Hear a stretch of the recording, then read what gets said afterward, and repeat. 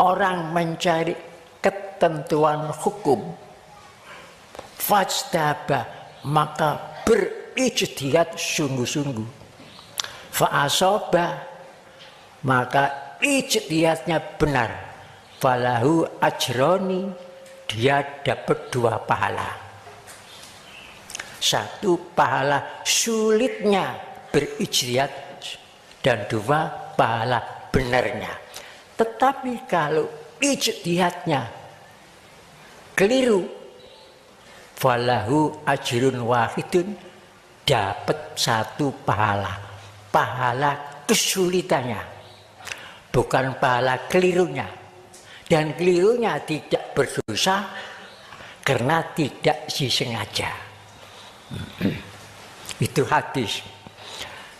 Hadis yang 2, ikhtilafu rahmati umat, perbedaan umatku itu menjadi rahmat. Ikhtilafu rahmati, ikhtilafu ummati rahmatin, perbedaan umatku itu menjadi rahmat. Oleh sebab itu ijtihad saya dengan pendapat umum banyak perbedaan, bukan pertentangan, perbedaan. Saya ulangi, bukan pertentangan tapi perbedaan menjadi rahmat. Pertama di sini, sebelum menerangkan taubatnya Nabi Adam, pendapat umum Adam itu manusia pertama. Ijtihad saya, Nabi Adam itu dilahirkan.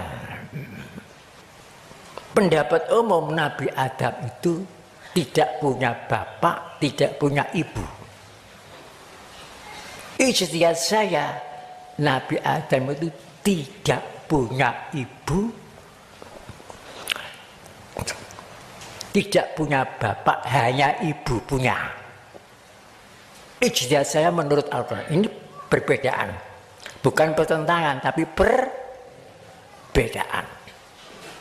Kalau Nabi Adam itu dilahirkan, sudah tentu bukan manusia pertama. Nomor 2, Nabi Adam itu umum istrinya namanya Ibu Hawa. Ijtihad saya, di dalam Al-Quran tidak ada nama ibunya, tidak disebut-sebut. Hanya punya ibu tapi tidak disebut namanya. Pendapat umum, Nabi Adam itu baru nikah di dalam surga.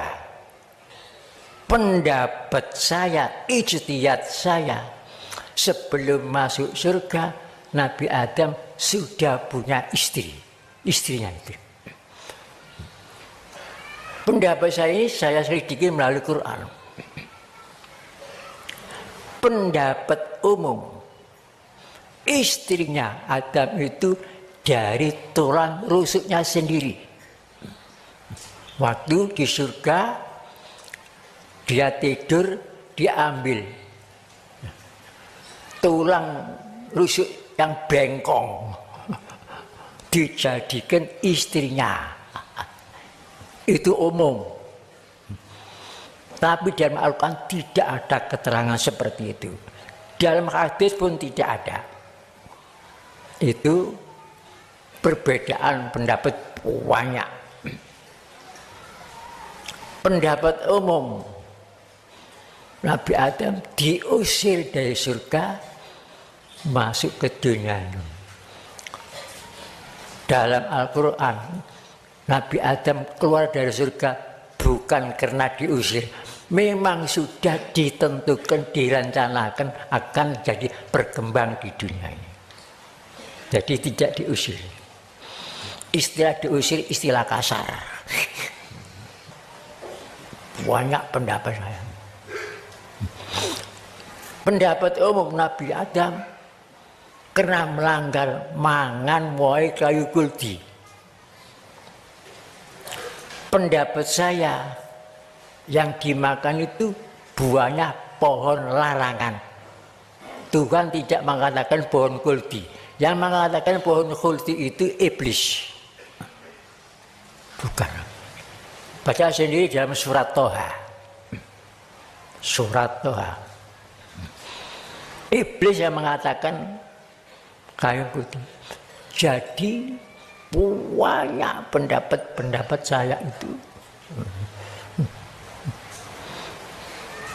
perbedaan, bukan pertentangan, perbedaan. Adapun pendapat umum itu sumbernya dari kitab Bible, bukan Quran. Dan ijtihad saya dari Quran. Itu ijtihad saya.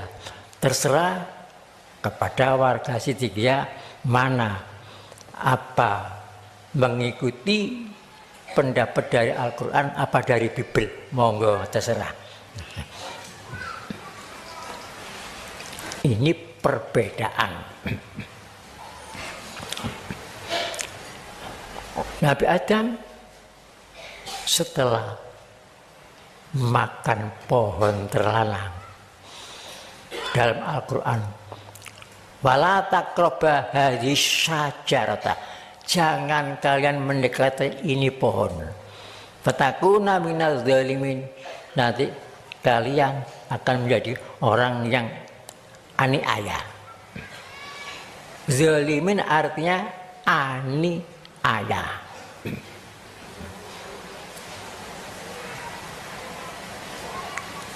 Jadi pertama disebut syajaroh. Syajaroh itu pohon. Nah, dari kata syajaroh itu kemudian timbul istilah sejarah. Jadi sejarah itu dari kata syajaroh. Jadi pertama sejarah dalam Al-Quran itu yang diterangkan disajikan adalah ceritanya sejarahnya Adam. Karena Adam makan buahnya syajaroh. Syajaroh.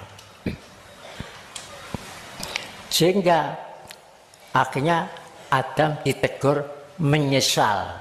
Sehingga dia itu nadim. Nadim itu menyesal. Sesalahnya itu Rabbana zalamna anfusana wa illam taghfir lana wa tarhamna lanakunanna minal khasirin. Selama 200 tahun menyesal